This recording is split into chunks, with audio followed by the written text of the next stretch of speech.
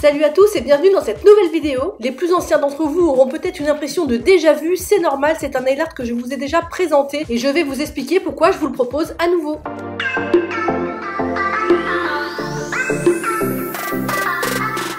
C'est donc un nail art que je vous avais présenté en 2017, donc ça date un petit peu et à l'époque je travaillais encore à la peinture acrylique. Donc là j'ai tout simplement matifié le vernis semi-permanent bleu en dessous pour que la peinture accroche bien. C'est très important quand vous travaillez à la peinture acrylique de matifier votre base. Et j'ai utilisé une peinture acrylique blanche de la marque Josonja qui est pour moi la meilleure marque en peinture acrylique. J'ai tout d'abord commencé par tracer les contours, le croquis de mon motif directement avec de la peinture acrylique blanche très diluée pour que ce soit plus facile, mais vous pouvez tout à fait tracer votre croquis simplement au crayon de papier avec un critérium très fin. C'est très pratique aussi et beaucoup plus facile qu'avec de la peinture directement. Donc vous vous demandez pourquoi je vous republie ce nail art aujourd'hui avec une bande son différente. Eh bien c'est tout simplement à cause de la musique de fond. L'auteur de la musique en question que j'avais utilisée à l'époque s'est réveillé et a tout d'un coup réclamé des droits d'auteur sur ces musiques alors même qu'à l'époque elles étaient gratuites et libres de droit. Et la seule solution que YouTube me propose pour que je puisse laisser cette vidéo en ligne en l'état, c'est que tout l'argent que génère cette vidéo en question soit reversé intégralement à l'auteur de la musique. Même s'il ne s'agit que de quelques petits euros, je trouve ça complètement injuste de reverser l'argent que génère cette vidéo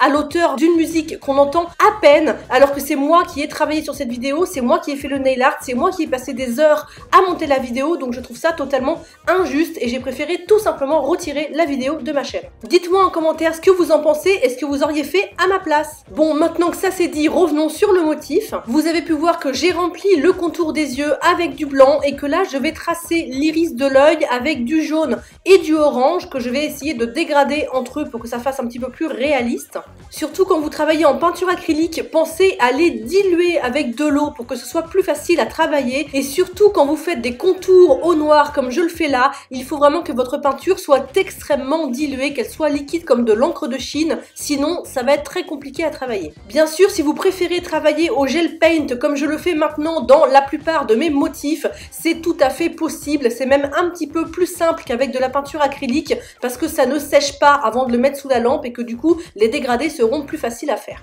Donc là pour le dessus de la tête, j'ai mis un bleu clair et un blanc et je les ai un petit peu dégradés ensemble. Et sur le bas du visage entre guillemets du hibou, j'ai mis les deux mêmes couleurs mais dans le sens inverse, le bleu clair vers le haut et le blanc vers le bas. Et je vais mettre une deuxième couche pour bien avoir des couleurs opaques. J'ai ensuite rajouté du bleu foncé au niveau du contour du bec et sous les yeux pour créer comme une ombre et que le hibou ait l'air plus réaliste. Et je vais mettre plusieurs bleus différents, un très foncé, un moyen, un clair et jusqu'au blanc. Et je vais évidemment essayer de les dégrader entre eux pour que ce soit joli. Mais dans ce motif, on ne cherche pas à faire un dégradé bien net, bien fondu. Au contraire, il faut qu'il y ait des petits à-coups, des petits coups de pinceau pour que ça fasse un petit peu duvet, un petit peu plumage, tout simplement de l'oiseau. Sur le haut de la tête, on va faire exactement la même chose. On va partir du bleu foncé et on va aller jusqu'au blanc, mais cette fois-ci on va faire attention à ce que le haut de la tête soit beaucoup plus blanc qu'en bas de la tête, tout simplement parce que la lumière vient d'en haut, donc le haut de la tête doit être beaucoup plus blanc que le reste du personnage. Là j'ai bien redescendu le blanc un petit peu plus bas parce que ça me paraissait pas assez lumineux sur le dessus de la tête.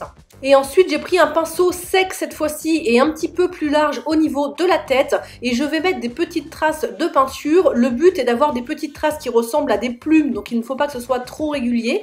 Je vais mettre plusieurs bleus différents et des petits coups de peinture blanche très diluée pour vraiment fondre le tout. Et enfin pour finir le dessus de cette tête, j'ai repris de la peinture acrylique blanche légèrement diluée et j'ai fait des petits plumages sur le dessus de la tête. J'ai ensuite retracé tous mes contours avec ma peinture acrylique noire bien diluée et je n'ai pas fait des contours bien nets, vous voyez, j'ai fait des contours avec des petits traits pour que ça fasse toujours l'effet plumage tout autour des yeux.